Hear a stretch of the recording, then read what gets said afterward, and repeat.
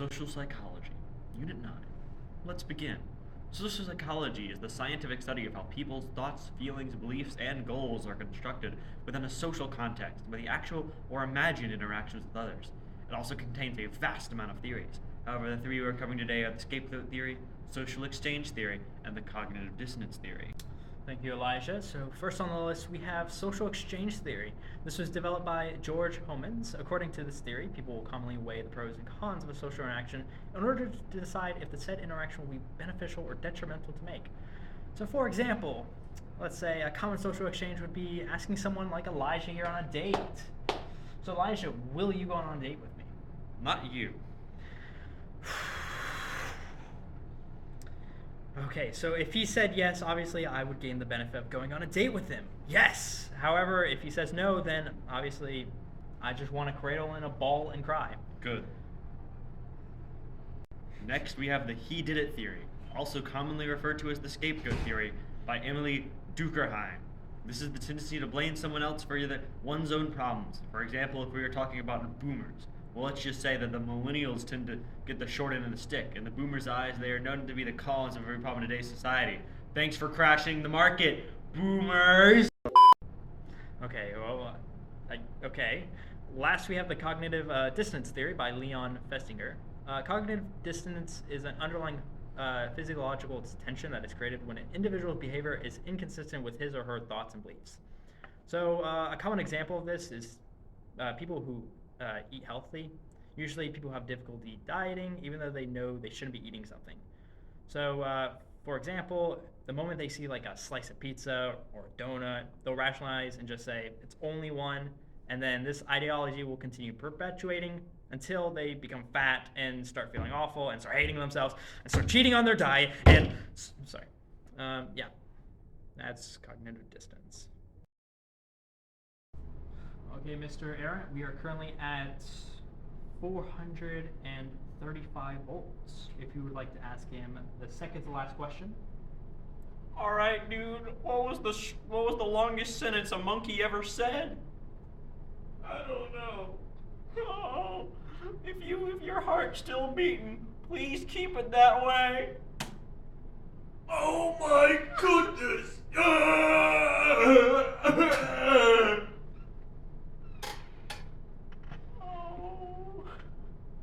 Okay, sir. Please ask him the last question designated on your list. All right. If the entire world pulled together all of the collective gold, how many pools would it fill? One. Oh, that's too few, man. I'm sorry. This is the goodbye.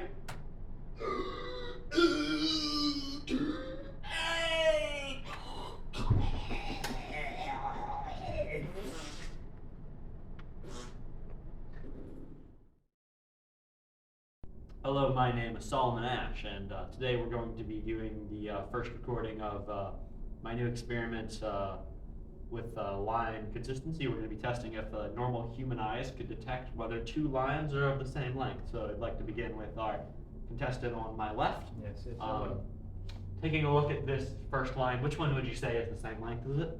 Yes, okay. Well, if my PhD I got from Harvard, if it helps me at all, I would say the first one would match the one you showed us. Thank you very much. And our second one in the salmon shirt. What's the question? Which line from this one is the same length? Well, the left one, clearly. Thank you very much. Yes, you're good. You're getting it real easily. That was the correct answer. Thank you, both of you. Moving on to the next line. Do you need this? No, sir, please, if you need Okay. something to eat. Moving on to the second line, which of these two lines would you think would approximately be of the same length? My golly, it's the second one looks the same. Definitely the second one. And you, Mr. Orvis? Is there a third option? No. There's no third option. There's only these two. Just those two. Oh. Isn't it obvious? It's the second one. Thank you very much. That is the correct answer. And moving on to our final one for us to wrap up the experiment. This Once is the again, easiest one out of them all. It's the first one, obviously. Yes, now moving on to you, and I will reveal the answer after you, Sir, are you okay? Is anything wrong with the experiment? I'd like you to point out which line is the same length out of these two. The first one. That is correct. Thank you very much. That is all we need from you. We can now wrap up this experiment. We were all right. Yeah, this was all right. All the answers were correct. Awesome. Thank you. Hello, sir. I am the assistant of the experimenter, and I want to make sure, as a classic debriefing measure, very procedural, very standard, I want to make sure that you thought everything with the experiment went A-okay. What were your thoughts? My name's Jimmy Dean, no relation to the sausage. I was invited onto this experiment for $20, and I wanted to ask the girl at the front desk out on a date because she's pretty. My confusion with the experiment was because the string bean next to me kept answering wrong. But I was too scared to answer it right. I thought they'd beat me and take my $20. Alright, son, you're in prison for electrocuting a student to death. All right, sir. I need you to get down on the ground. This is just an experiment. I need you to get down on the ground, on your It's knees, part of the hands behind your back, experiment. hands behind your back. I said behind your back. Can't Part listen of the word experiment. I tell you what, son. Alright, get up. This is pretty See, violent for an experiment. Give them a firm beating and they won't act up again. Alright, I need you to turn around.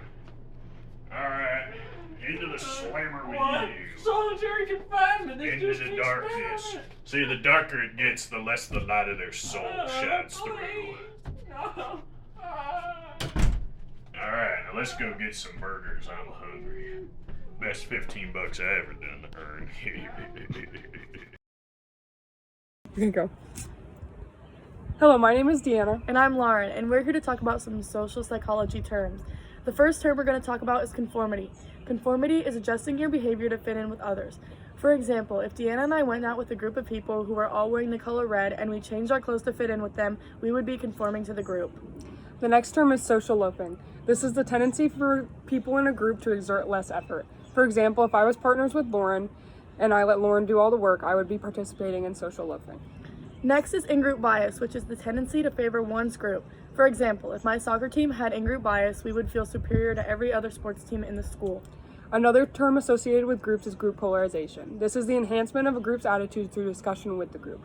An example of this is if Lauren and I came into class talking about how Pop-Tarts were healthy, afterwards we may decide that Pop-Tarts can cure early onset Alzheimer's.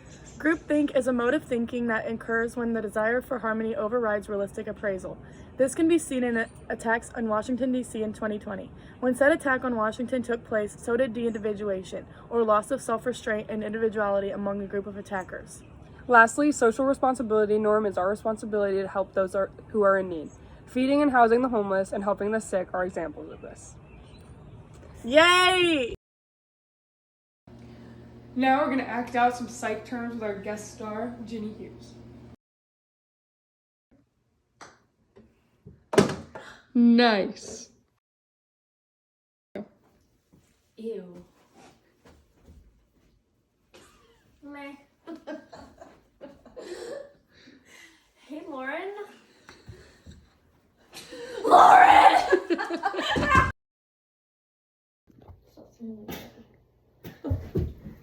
Are you doing that? Let's go. Okay.